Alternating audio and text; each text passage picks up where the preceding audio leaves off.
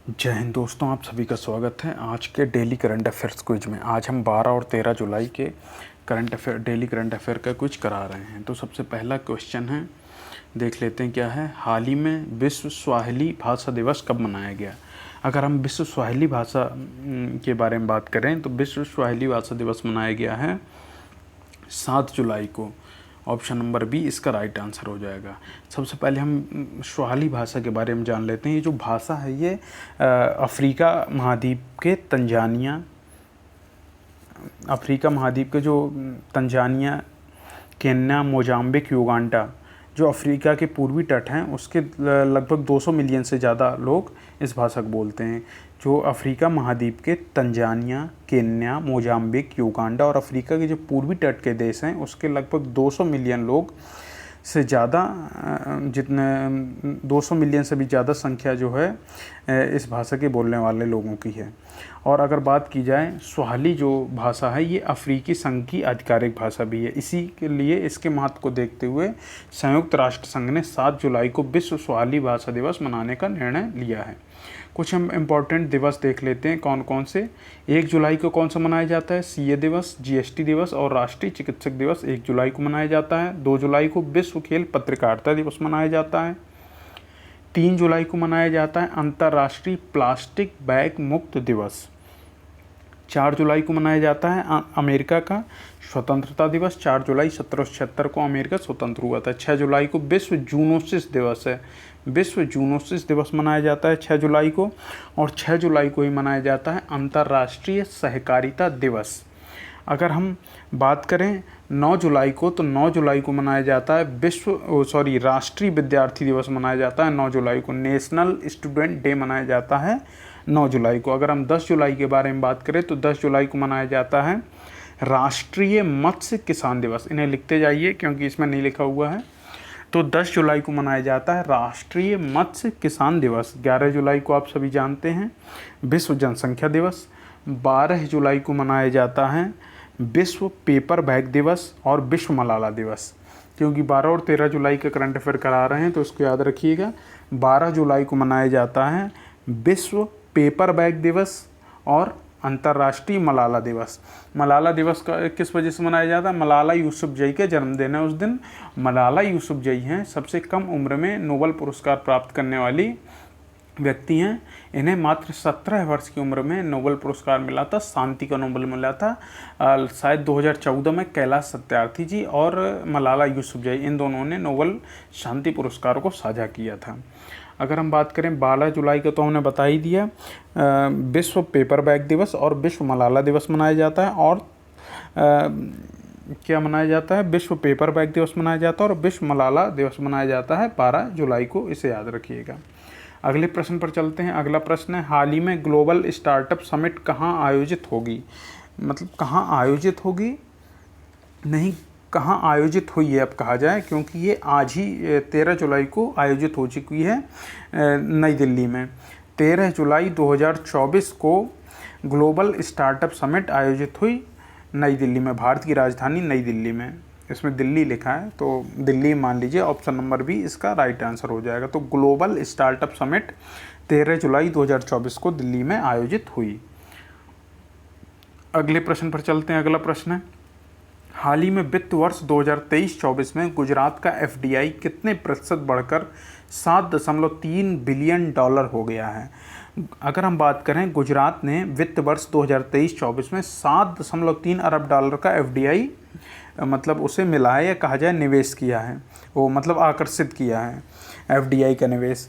यह वित्त वर्ष 2022-23 की तुलना में लगभग 55% अधिक है। तो याद रखिएगा कितने प्रतिशत बढ़ा है ये? 55% बढ़कर 7.3 बिलियन डॉलर हुआ है। तो ऑप्शन नंबर सी इसका राइट आंसर हो जाएगा। तो हाल ही में वित्त वर्ष 2023-24 में गुजरात का एफडीआई 55% बढ़कर 7.3 बिलियन डॉलर हो गया है। अगर बात करें गुजरात एफडीआई फ्लो के मामले में महाराष्ट्र के बाद दूसरे देश में दूसरे स्थान पर पहुंच गया। पहले स्थान पर कौन है? महाराष्ट्र। सबसे ज़्यादा एफडीआई आकर्षित करने वाला राज्य महाराष्ट्र। दूसरे नंबर पर गुजरात पहुंच गया है। अगले प्रश्न पर चलते हैं। अगला प्रश्न है, हाल ही में सनथ जयसूर्या किस देश की क्रिकेट टीम के कोच बने हैं? सनथ जयसूर्या को आप सभी जानते हैं श्रीलंकाई क्रिकेटर रहे हैं, तो ये अपनी ही घरेलू टीम जो है इनकी श्रीलंका, मतलब इनकी राष्ट्रीय टीम जो है श्रीलंका, उसके ही ये कोच बने हुए हैं। अगर कहा जाए तो ये अंतरिम कोच इन्हें नियुक्त किया गया है। श्रीलंका के पूर्व कप्तान सनथ जयसूर्या को भारत के खिलाफ होने वाली, जो इसी महीने में होने वाली भारत के खिलाफ सीमित ओवरों की घरेलू श्रृंखला से पहले श्रीलंका क्रिकेट टीम का अंतरिम मुख्य कोच नियुक्त किया है। कुछ हम पॉइंट देख लेते हैं श्रीलंका की क्रिकेट टीम से मतलब श्रीलंका से संबंधित। वो है वनडे में दोहरा शतक लगाने वाले पहले श्रीलंकाई क्रिकेटर प्रथम निशंका बने, याद रखिएगा। वनडे में दोहरा शतक लगाने वाले पहले श्रीलंकाई क्रिकेटर प्रथम निशंका बने हैं। श्रीलंका और मॉरिशस ने यूपीआई सर्विस को वर्चुअली लॉन्च किया है। भारत का जो यूपीआई सर्विस है उसको श्रीलंका और मॉरिशस ने भी उसे एक तरीके से अपनाया है और उसे वर्चुअली लॉन्च किया था। ये कब की बात है? यह फरवरी 2024 में इन्होंने ऐसा किया था। अगले पॉइंट को देखते हैं। नए भारतीय उच्चायुक्त संतोष झा ने श्रीलंका में पदभार ग्रहण किया। तो मतलब जो एम्बेसडर होते हैं उन्होंने भारत की तरफ से संतोष झा ने श्रीलंका में उच्चायुक्त का पदभार ग्रहण किया है। अगर हम बात करें, भारत श्रीलंका के पर्यटन स्रोत के रूप में शीर्ष पर रहा है। श्रीलंका में पर्यटन के स्रोत बाजार के रूप में भारत शीर्ष पर बना हुआ है। और अगर हम बात करें श्रीलंका पर्यटन विकास प्राधिकरण द्वारा आंकड़े जारी किए गए, उसमें बताया गया है कि अब तक इस चालू वर्ष में अब तक भारत से आने वाले पर्यटकों की संख्या 1,39,000 को पार कर गई है। अगला पॉइंट देख लेते हैं। अगला पॉइंट है भारतीय सशस्त्र बलों को श्रीलंका में गोल्डन आउल पुरस्कार से सम्मानित किया गया। ये है दिसंबर 2023 की बात। श्रीलंका में defence services command and staff college ने भारतीय सशस्त्र बलों के 3 अधिकारियों को गोल्डन आउल पुरस्कार से सम्मानित किया था। कब किया था? दिसंबर 2023 में। अगले प्रश्न पर चलते हैं। अगला प्रश्न है, हाल ही में SCO यानी शंघाई कोऑपरेशन ऑर्गेनाइजेशन का 10वां सदस्य बना है। इसका क्या फुल फॉर्म है? शंघाई कोऑपरेशन ऑर्गेनाइजेशन, कहा जाए तो हिंदी में शंघाई सहयोग संगठन का 10वां सदस्य बना है। तो कौन बना है? बेलारूस जो है SCO यानी शंघाई सहयोग संगठन का 10वां सदस्य बना है। बेलारूस को SCO का 10वां सदस्य बनाया गया है और ये 4 जुलाई 2024 को सदस्य बनता है SCO का। अगर हम बात करें SCO के 9वें सदस्य की, तो 2023 में 9वें सदस्य के रूप में शामिल हुआ था कौन? ईरान शामिल हुआ था। अगले आप लोग कमेंट सेक्शन में क्या बताएंगे कि SCO का जो हेडक्वार्टर है वो कहाँ पर है। अगर दोस्तों आपने अभी तक हमारे इस YouTube चैनल को सब्सक्राइब नहीं किया है तो प्लीज़ सब्सक्राइब करके बेल आइकन ज़रूर दबाइए और लाइक कमेंट शेयर करिएगा। अगर आप फेसबुक में देख रहे हैं वीडियो तो वीडियो को ज़्यादा से ज़्यादा शेयर, लाइक, कमेंट और जो भी प्रश्न आपसे पूछे जाएं उन सभी को कमेंट सेक्शन में आंसर ज़रूर दीजिएगा। अगले प्रश्न पर चलते हैं। अगला प्रश्न है, हाल ही में किसे डॉक्टर सी नारायण रेड्डी साहित्य पुरस्कार मिला है? अगर हम बात करें डॉक्टर सी नारायण रेड्डी साहित्य पुरस्कार के बारे में, तो ये तमिल लेखक हैं शिव शंकरी जी, उनको मिला है। ऑप्शन नंबर सी इसका राइट आंसर हो जाएगा। तमिल लेखक शिव शंकरी को डॉक्टर सी नारायण रेड्डी राष्ट्रीय साहित्य पुरस्कार के लिए चुना गया। अगर हम अब हम कुछ इम्पोर्टेंट पॉइंट देख लेते हैं। स्वप्ना कलिंगल ने स्पाइस अवार्ड 2024 जीता है। त्रिशूर की कलिंगल प्लांटेशन की कृषक हैं स्वप्ना कलिंगल, इन्होंने स्पाइस अवार्ड 2024 जीता है। इसके अलावा म्यूनिक फिल्म फेस्टिवल में लाइफ टाइम अचीवमेंट अवार्ड से केट विंसलेट को सम्मानित किया गया। केट विंसलेट एक ब्रिटिश अभिनेत्री हैं जिन्हें आपने टाइटैनिक मूवी में देखा होगा। पी गीता ने नारीवादी अध्ययन के लिए प्रथम के सरस्वती अम्मा पुरस्कार जीता। किसने? पी गीता ने नारीवादी अध्ययन के लिए प्रथम के सरस्वती अम्मा पुरस्कार जीता है। अगला प्रश्न देख लेते हैं। अगला पॉइंट है, सोमालिया की महिला मीडिया, नाम क्या है? मीडिया विलेन ने वैश्विक अभिव्यक्ति की स्वतंत्रता का पुरस्कार जीता है। इसे भी याद रखिएगा। सोमालिया की महिला मीडिया है जिसका नाम है विलेन, उसने वैश्विक अभिव्यक्ति की स्वतंत्रता का पुरस्कार जो है उसने जीता है। पेन पिंटर पुरस्कार 2024 से अरुंधति रॉय को सम्मानित किया गया है। इससे भी याद रखिएगा। भारतीय मूल की हैं अरुंधति रॉय। संजना ठाकुर ने 2024 का राष्ट्रमंडल लघु कथा पुरस्कार जीता है। अगर हम बात करें संजना ठाकुर की तो मुंबई से हैं, 26 वर्षीय हैं और इन्होंने 2024 का राष्ट्रमंडल लघु कथा पुरस्कार जीता है। और इनकी लघु कथा का नाम है ऐश्वर्या राय, जो शायद अवनी नाम की लड़की की कहानी पर आधारित है।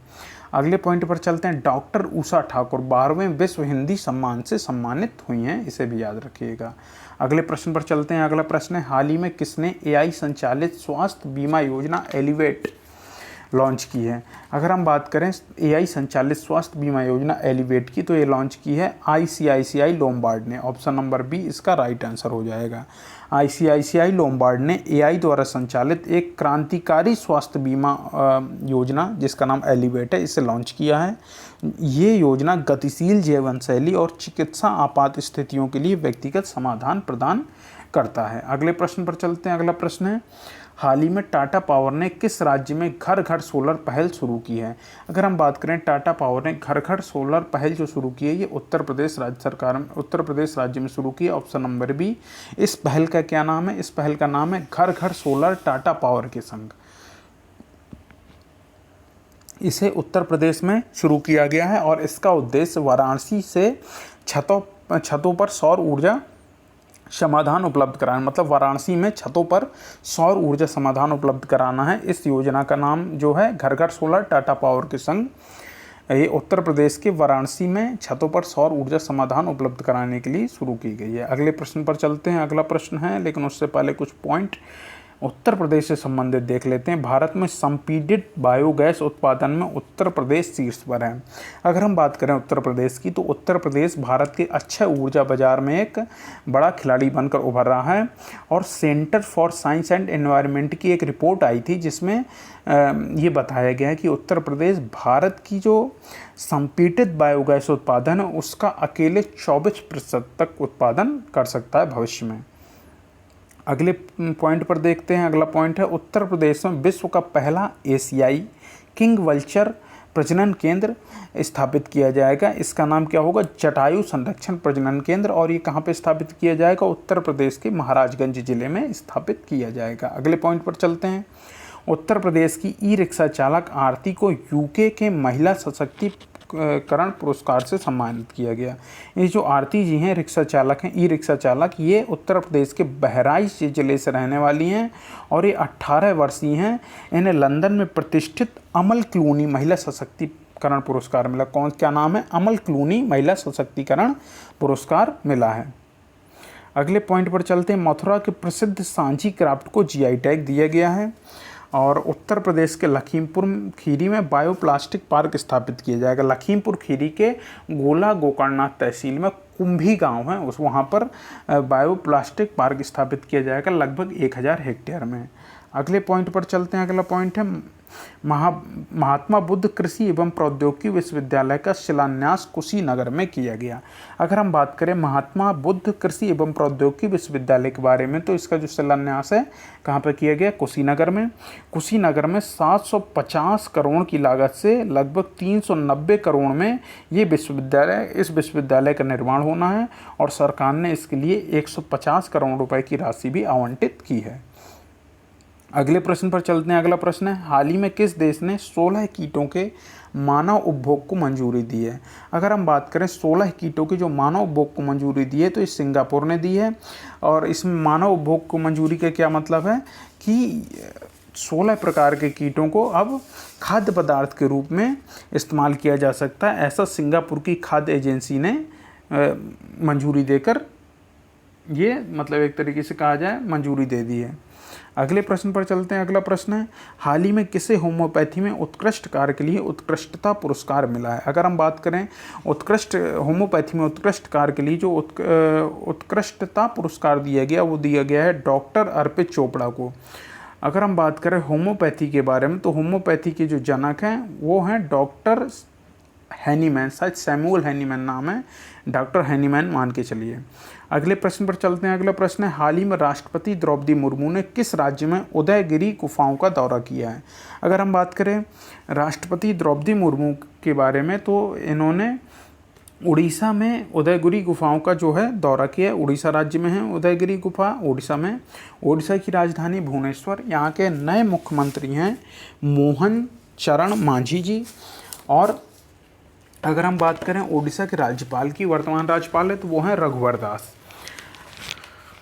और जो राष्ट्रपति द्रौपदी मुर्मू हैं, उन्होंने भुवनेश्वर के पास एक गांव में ब्रह्म कुमारी के दिव्य रिट्रीट सेंटर का लोकार्पण किया और साथ में भुवनेश्वर में विश्व प्रसिद्ध उदयगिरी की गुफाओं का दौरा भी किया था। कुछ पॉइंट देख लेते हैं ओडिशा से संबंधित। सुरमा पाड़ी जो हैं ओडिशा की विधानसभा की दूसरी महिला अध्यक्ष बनी हैं। पहली कौन थी? प्रमिला मलिक थी। अगले पॉइंट को देख लेते हैं। केंद्रीय मंत्री धर्मेंद्र प्रधान ने देश के पहले कौशल भारत केंद्र या कहा जाए स्किल इंडिया सेंटर का उद्घाटन किया था ओडिशा के संबलपुर में। अगले प्रश्न पर देख लेते हैं। अगला प्रश्न है अगला पॉइंट है ओडिशा सरकार ने स्वयं योजना लॉन्च की। जो ओडिशा सरकार ने स्वयं योजना लॉन्च की थी, ये फरवरी 2024 में लॉन्च की थी और 18 से 35 आयु वर्ग के ग्रामीण बेरोजगार युवाओं को व्यावसायिक उद्यम शुरू करने के लिए 1 लाख रुपए तक का ब्याज मुक्त ऋण देने के बारे में ये योजना शुरू की गई थी। उस समय मुख्यमंत्री कौन थे? नवीन पटनायक जी थे, जो बीजू जनता दल से थे। अगले पॉइंट पर चलते हैं। अगला पॉइंट है ओडिशा में गुप्तेश्वर वन को जैव विविधता विरासत स्थल घोषित किया गया है। ये भी अगर हम बात करें तो ये भी फरवरी 2024 की बात है। भुवनेश्वर के ओडिशा के कोरापुट जिले के गुप्तेश्वर शिव मंदिर से सटा जो गुप्तेश्वर वन है उसे राज्य का चौथा जैव विविधता विरासत स्थल घोषित किया गया है। अगले प्रश्न पर चलते हैं, अगले पॉइंट पर चलते हैं। अगला पॉइंट है भुवनेश्वर में बारामुंडा ISBT का नाम बदलकर BR अम्बेडकर के नाम पर रखा गया है। BR अम्बेडकर भारतीय संविधान के जनक माने जाते हैं। अगला पॉइंट है ओडिशा की रेड आंट चटनी, जिसे हम काई चटनी भी कहते हैं, इसे GI टैग मिला था। कब मिला था?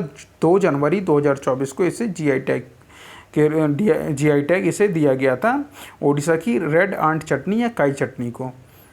अगले पॉइंट पर चलते हैं। अगला पॉइंट है ओडिशा की मनीषा पाड़ी भारत की पहली वुमेन एडी कैंप बनी हैं। ओडिशा की जो मनीषा पाड़ी हैं भारत की पहली वुमेन एडी कैंप बनी है। ये वायुसेना की महिला अधिकारी हैं, स्क्वाड्रन लीडर मनीषा पाड़ी। इन्हें भारतीय सशस्त्र बल में भारत की पहली महिला सहायक डी कैंप, जिसे हम ADC कहते हैं, जिसे कहते हैं, उन्हें नियुक्त किया गया है। अगर हम बात करें कब की बात है तो दिसंबर 2023 की बात है। अगले प्रश्न पर चलते हैं। अगला प्रश्न है हाल ही में FATF की अध्यक्षता किसने संभाली है? FATF का क्या मतलब होता है? Financial action task force. इसकी अध्यक्षता संभाली है, option number B right answer है, एलिसा दे एंड्रा मद्राजो। पहले ये FATF की क्या थी? उपाध्यक्ष थी, अब इन्हें अध्यक्ष के रूप में नियुक्त किया गया है। अगला प्रश्न पर चलते हैं। अगला प्रश्न है हाल ही में कौन सी राज्य सरकार नेपाल सीमा पर मित्र वन स्थापित करेगी? अगर हम बात करें नेपाल सीमा पर मित्र वन स्थापित करने के बारे में, उत्तर प्रदेश राज्य सरकार ने योजना की घोषणा की है। उत्तर प्रदेश सरकार, मुख्यमंत्री यहाँ के योगी आदित्यनाथ, इन्होंने मित्रवन, इंग्लिश में कहा जाए तो फ्रेंडशिप फॉरेस्ट नाम से एक महत्वपूर्ण पर्यावरण पहल का अनावरण किया है। ये जो पहल है ये वृक्षारोपण जन अभियान 2024 का हिस्सा है। इस परियोजना के तहत नेपाल के साथ साथ अपनी अंतर्राष्ट्रीय सीमा जो है उत्तर प्रदेश की जो भी सीमा है उसकी हरियाली को बढ़ाना है। अगले प्रश्न पर चलने से पहले कुछ पॉइंट देख लेते हैं। बहुराष्ट्रीय सैन्य अभ्यास शांति प्रयास 4th संस्करण नेपाल में शुरू हुआ है। पाली सेना और अमेरिकी इंडो स्पेसिफिक कमांड के बीच ये शांति प्रयास 4था संस्करण हुआ और फरवरी और मार्च 20 फरवरी से लेकर 4 मार्च तक चला था। अगले पॉइंट पर चलते हैं। नेपाल के तमांग समुदाय ने सोनम लोसार के अवसर पर नया साल मनाया। ये जो सोनम लोसार है नेपाल में रहने वाले तमांग समुदाय का नया साल है। तमांगों के लिए लोसर शब्द का मतलब है नया साल या नए युग की शुरुआत। तो ये कब मनाया गया था? ये भी फरवरी 2024 में मनाया गया था। अगले पॉइंट पर चलते हैं। नेपाल अगले 10 वर्षों में भारत को 10,000 मेगावाट बिजली का निर्यात करेगा। अगर हम बात करें नेपाल के जो प्रधानमंत्री हैं पुष्प कमल दहल प्रचंड, इन्होंने अगस्त 2023 में घोषणा की थी कि उनकी जो सरकार है अगले 10 वर्षों में भारत को बिजली का निर्यात 450 मेगावाट अभी होता है, इससे बढ़ाकर 10,000 मेगावाट कर देगी। मतलब 10 वर्षों में 2023 में, अगस्त 2023 में घोषणा की गई थी कि 10 वर्षों में बढ़ाकर 10,000 मेगावाट तक करने की योजना है। अभी फ़िलहाल 450 मेगावाट का निर्यात करती है। अगले पॉइंट पर चलते हैं। अगला पॉइंट है, आधिकारिक तौर पर समलैंगिक विवाह का पंजीकरण करने वाला पहला दक्षिण एशियाई देश नेपाल बना है। और ऐसा इसने कब किया था? ये नवंबर 2023 की बात है। तो याद रखिएगा, आधिकारिक तौर पर समलैंगिक विवाह का पंजीकरण करने वाला पहला दक्षिण एशियाई देश नेपाल है। अगले पॉइंट पर चलते हैं। अगला पॉइंट है, भारत और नेपाल के बीच झूला घाट सस्पेंशन ब्रिज पूरी तरह से चालू हो गया। ये अक्टूबर 2023 की बात है। अगले प्रश्न पर चलते हैं। अगला प्रश्न है, हाल ही में ब्रिटिश ग्रैंड प्रिक्स 2024 किसने जीता? पहले तो ये जान लेते हैं ग्रैंड प्रिक्स किस खेल से संबंधित है। ग्रैंड प्रिक्स संबंधित है फार्मूला 1 रेस से। अब ये जो ब्रिटिश ग्रैंड प्रिक्स 2024 है, ये किसने जीती है? ये जीती है लुइस हैमिल्टन ने। मैक्स कुछ पॉइंट देख लेते हैं। मैक्स वर्स्टपन ने Spanish grand prix 2023, maiden Shanghai grand prix 2024, Las Vegas grand prix 2023, Mexico City grand prix 2023, Italian grand prix 2023 और डच ग्रैंड प्रिक्स 2023। ये सब मैक्स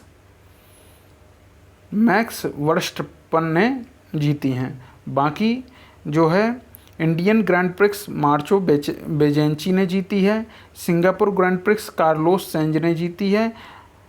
और ये जो अभी बताई ब्रिटिश ग्रैंड प्रिक्स 2024, ये लुइस हैमिल्टन ने जीते हैं। इन सबको देख लीजिएगा। आपको अगर ये जो पढ़ा रहे हैं इसकी PDF चाहिए तो आप हमारे टेलीग्राम चैनल से जुड़ सकते हैं। आपको टेलीग्राम चैनल की लिंक हमारे फेसबुक में है, तो आपको हमारी प्रोफाइल में कहीं ना कहीं मिल जाएगी। और अगर आप यूट्यूब चैनल में देख रहे हैं तो आपको यूट्यूब चैनल के डिस्क्रिप्शन बॉक्स में लिंक मिल जाएगी हमारी टेलीग्राम चैनल की, हमारे इंस्टाग्राम अकाउंट की, ट्विटर की, थ्रेड की, सबकी जानकारी आपको, सबकी लिंक आपको वहाँ पर मिल जाएगी। अगले प्रश्न पर चलते हैं। अगला प्रश्न है, हाल ही में यूके की पहली महिला वित्त मंत्री कौन बनी है? तो अगर हम बात करें यूके की पहली महिला वित्त मंत्री, यूके मतलब यूनाइटेड किंगडम, इसकी पहली महिला वित्त मंत्री जो बनी है उनका नाम है रेचल रीव्स। रेचल रीव्स को जो अभी यूनाइटेड किंगडम के प्रधानमंत्री बने कीर स्टारमर जो लेबर पार्टी से हैं, उन्होंने रेचल रीव्स को यूके की पहली महिला वित्त मंत्री के रूप में चुना है, मतलब वित्त मंत्री बनाया है। और पहली महिला बनी है वित्त मंत्री यूके में, इसलिए रेचल रीव्स का नाम याद रखना बहुत ज़रूरी है। तो यूके की पहली महिला वित्त मंत्री बनी है रेचल रीव्स। अगले पॉइंट पर चलते हैं। अगला प्रश्न पर चलते हैं। अगला प्रश्न है, हाल ही में किस मंत्रालय ने प्रोजेक्ट परी, या कहा जाए PARI, पारी भी कह सकते हैं, या परी जो भी है, फुल फॉर्म है इसका पब्लिक आर्ट्स ऑफ इंडिया। ये जो public arts of India project परी या प्रोजेक्ट पारी जो है, किस मंत्रालय ने शुरू किया? ये किया है संस्कृति मंत्रालय के द्वारा। ये जो प्रोजेक्ट है ये शुरू किया गया। संस्कृति मंत्रालय ने 21 से 31 जुलाई को नई दिल्ली में होने वाली जो 46वीं विश्व विरासत समिति की बैठक है उसके साथ प्रोजेक्ट पारी पब्लिक आर्ट्स ऑफ इंडिया शुरू किया है। ललित कला अकादमी और राष्ट्रीय आधुनिक कला संग्रहालय द्वारा इस कार्यक्रम को कार्यान्वित किया जाएगा और इसका जो उद्देश्य है, भारत की समृद्ध कलात्मक विरासत को आधुनिक विषयों के साथ मिश्रित करके दिखाने का लक्ष्य रखा गया है। 150 से अधिक कलाकार सार्वजनिक कलाकृतियाँ बनाएंगे, मतलब किसी दीवार में या किसी पुल की वॉल में बना दिया, या कोई दीवार, कोई बड़ी सी वॉल है, ऐसी जगह पर इन सार्वजनिक कलाकृतियों को बनाया जाएगा और जो कला को लोकतांत्रिक बनाएंगे और देश भर में सांस्कृतिक सहभागिता को बढ़ाएंगे। अगले प्रश्न पर चलते हैं। अगला प्रश्न है, हाल ही में राष्ट्रपति द्रौपदी मुर्मू ने कहाँ स्थायित्व के लिए जीवन शैली अभियान का शुभारंभ किया है?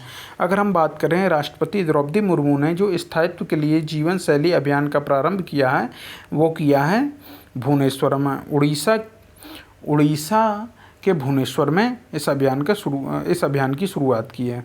अगर हम बात करें द्रौपदी मुर्मू जी की, तो द्रौपदी मुर्मू जी भी उड़ीसा राज्य की रहने वाली हैं और ये संथाल जनजाति से हैं। अगर बात की जाए तो भारत की पहली आदिवासी राष्ट्रपति हैं ये। आप लोग को कमेंट सेक्शन में क्या बताना है कि राष्ट्रपति द्रौपदी मुर्मू जी भारत की कौन सी नंबर की राष्ट्रपति हैं। अगले प्रश्न पर चलते हैं। अगला प्रश्न है, हाल ही में वित्त वर्ष 2023 में भारत की बेरोजगारी दर कितने प्रतिशत रही है। अगर हम बात करें 2023-24 में भारत की बेरोजगारी दर जो है दोगुनी होकर लगभग 6% पर पहुंच गई। तो ऑप्शन नंबर बी जो है राइट आंसर हो जाएगा, 6% पर पहुंच गई है। और वित्त वर्ष 2021 से देश में 7.8 करोड़ लोग रोजगार से जुड़े हैं, जबकि वृद्धि दर 5.1% रही थी। कुल मिलाकर ये याद रखना है कि 2023-24 में भारत की बेरोजगारी दर है 6%, जो पिछले वर्ष से बढ़कर दोगुनी हो गई है। अगले प्रश्न पर चलते हैं। अगला प्रश्न है, हाल ही में प्रधानमंत्री मोदी ने कहाँ अज्ञात सैनिकों की समाधि पर श्रद्धांजलि अर्पित की है। अगर हम बात करें प्रधानमंत्री मोदी जी ने जो अज्ञात सैनिकों की समाधि पर श्रद्धांजलि अर्पित की है, ये रूस में की है। प्रधानमंत्री नरेंद्र मोदी ने मॉस्को में अज्ञात सैनिकों की समाधि पर श्रद्धांजलि अर्पित की, और ये जो अज्ञात सैनिकों की समाधि है मॉस्को में क्रेमलिन की दीवार पर स्थित एक युद्ध स्मारक है। अगले प्रश्न पर चलते हैं। कुछ और पॉइंट हम देख लेते हैं, क्योंकि मॉस्को में भारतीय प्रधानमंत्री नरेंद्र मोदी जी को रूस द्वारा रूस का जो सर्वोच्च सम्मान है Order of the Saint Andrew the Apostle से नवाजा है। मतलब रूस का जो सर्वोच्च सम्मान है सर्वोच्च सम्मान है Order of Saint Andrew the Apostle, इससे किसे नवाजा गया है, प्रधानमंत्री नरेंद्र मोदी को, और ये पुरस्कार स्वयं व्लादिमीर पुतिन ने देकर उन्हें सम्मानित किया। अगले प्रश्न पर चलते हैं। अगला प्रश्न है, हाल ही में HCL टेक की मतलब जो HCL कंपनी है उनकी अध्यक्ष रोशनी नादर को किस देश का सर्वोच्च नागरिक सम्मान मिला है। अगर हम बात करें रोशनी नादर जी को, इनको मिला है फ्रांस देश का सर्वोच्च सम्मान मिला है। फ्रांस देश के सर्वोच्च सम्मान का क्या नाम है सेवेलियर डे ला लीजन डी होनूर। एक बार फिर से नाम सुन लीजिए, सेवेलियर डे ला लीजन डी होनूर। ये फ्रांस का सर्वोच्च सम्मान है, ये दिया गया है रोशनी नादर जी को। और ये सम्मान किसने शुरुआत की थी, इस सम्मान की शुरुआत की थी नेपोलियन बोनापार्ट ने 1802 में। एक इम्पॉर्टेंट पॉइंट देख लेते हैं कि हेनले पासपोर्ट इंडेक्स 2024 में फ्रांस जो है शीर्ष पर रहा है और भारत 85वें स्थान पर रहा है। और डिजिटल वीज़ा की पेशकश करने वाला पहला यूरोपीय संघ राष्ट्र कौन सा था, फ्रांस ही बना है। तो याद रखिएगा, हेनली पासपोर्ट इंडेक्स 2024 में फ्रांस टॉप पर रहा है और भारत 85वें स्थान पर रहा है, एवं डिजिटल वीज़ा की पेशकश करने वाला पहला यूरोपीय संघ का देश फ्रांस बना है। अगले पॉइंट पर चलते हैं। अगला पॉइंट है कि फ्रांस में तमिल कवि तिरुवल्लर की प्रतिमा का उद्घाटन किया गया है, इसे भी याद रखिएगा। अगले प्रश्न पर चलते हैं। अगला प्रश्न है, हाल ही में किसे जून 2024 का ICC player of the month चुना गया। तो जून 2024 में ICC player of the month जो पुरुष वर्ग में चुना गया वो महिला वर्ग में चुना गया वो स्मृति मंदाना को, और पुरुष वर्ग में जसप्रीत बुमराह को। तो option number C right answer हो जाएगा, उपर्युक्त दोनों। अगले प्रश्न पर चलते हैं। अगला प्रश्न है, हाल ही में जन AI इनोवेशन में कौन सा देश शीर्ष पर रहा है। जन AI इनोवेशन में शीर्ष पर रहने वाला देश कौन है, चाइना जो है जन AI इनोवेशन में शीर्ष पर रहा है। अगर हम बात करें जनरेटिव AI नवाचारों में ये जो है चीन शीर्ष पर रहा है, और भारत कौन से नंबर पर रहा है, भारत रहा है 5वें नंबर पर, इंडिया 5th रैंक पर रहा है। अगले प्रश्न पर चलते हैं। अगला प्रश्न है, हाल ही में 2024 का सर्वश्रेष्ठ कृषि राज्य का पुरस्कार किसे मिला है। जो अगर हम बात करें 2024 का सर्वश्रेष्ठ कृषि राज्य का पुरस्कार जो दिया गया है, ये दिया गया है असम को। असम को नहीं दिया गया, असम नहीं, ये महाराष्ट्र को दिया गया है। महाराष्ट्र को 2024 का सर्वश्रेष्ठ कृषि राज्य का पुरस्कार मिला है, और ये जो पुरस्कार दिया गया है ये 15वीं कृषि नेतृत्व पुरस्कार समिति ने महाराष्ट्र को इसके लिए चुना है। और ये जो 15वीं कृषि नेतृत्व पुरस्कार समिति है, इसके अध्यक्ष भारत के पूर्व मुख्य न्यायाधीश P सदाशिवम हैं, जिन्होंने महाराष्ट्र को सर्वश्रेष्ठ कृषि राज्य पुरस्कार के लिए योग्य माना और इसे पुरस्कार दिया। अगले प्रश्न पर चलते हैं। अगला प्रश्न है, हाल ही में टीम इंडिया के हेड कोच कौन बने? टीम इंडिया के हेड कोच बने हैं गौतम गंभीर। आप सभी जानते हैं राहुल द्रविड़ ने हेड कोच से मतलब उनका कार्यकाल पूर्ण हो गया था, T20 वर्ल्ड कप तक ही था उनका कार्यकाल। इसके बाद अब जो टीम इंडिया के हेड कोच बने हैं वो हैं गौतम गंभीर। अगले प्रश्न पर चलते हैं। अगला प्रश्न है, हाल ही में पश्चिम बंगाल में कुलपतियों की नियुक्ति के लिए HOC मतलब हेड ऑफ कमेटी कहा जाए, जो समिति के प्रमुख, कुल मिला के पश्चिम बंगाल में कुलपतियों यानी वाइस चांसलर की नियुक्ति के लिए एक समिति बनाई गई है।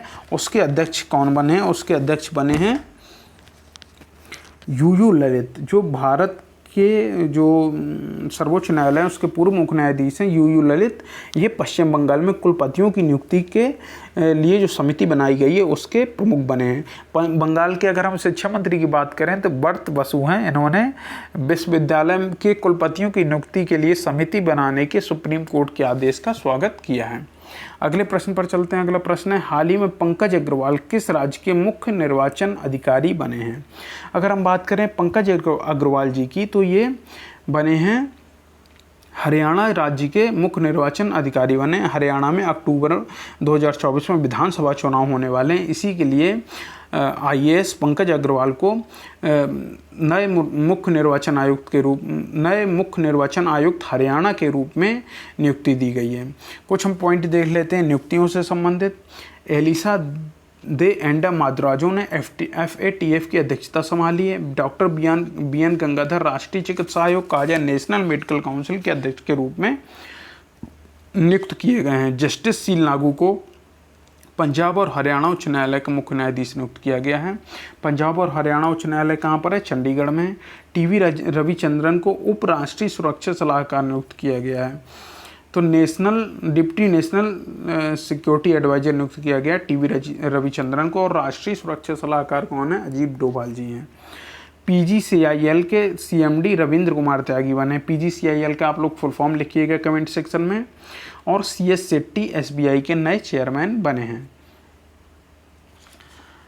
और 30वें सेना प्रमुख के रूप में उपेंद्र द्विवेदी जी ने कार्यभार संभाला है। अगले प्रश्न पर चलते हैं। अगला प्रश्न है, हाल ही में पेरिस ओलंपिक 2024 के लिए भारतीय टीम का मुख्य स्पॉन्सर कौन बना है? तो ये अडानी ग्रुप जो है, पेरिस ओलंपिक जो 26 जुलाई से लेकर 11 अगस्त तक होना है, इसके लिए अडानी ग्रुप को भारतीय दल का मुख्य स्पॉन्सर बनाया गया है। अगले प्रश्न पर चलते हैं। अगला प्रश्न है, हाल ही में किस राज्य सरकार ने स्ट्रॉन्ग हाइब्रिड वाहनों पर पंजीकरण कर माफ़ किया है? अगर बात करें तो स्ट्रॉन्ग हाइब्रिड वाहनों पर पंजीकरण माफ जो किया है ये उत्तर प्रदेश सरकार ने किया है। उत्तर प्रदेश सरकार ने 5 जुलाई 2024 को मजबूत हाइब्रिड और प्लग इन हाइब्रिड इलेक्ट्रिक वाहनों के लिए पंजीकरण शुल्क माफ़ कर दिया है।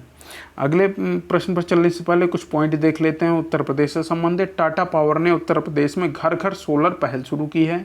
उत्तर प्रदेश सरकार नेपाल सीमा पर मित्र वन स्थापित करेगी। भारत में संपीड़ित बायोगैस उत्पादन में उत्तर प्रदेश शीर्ष पर है।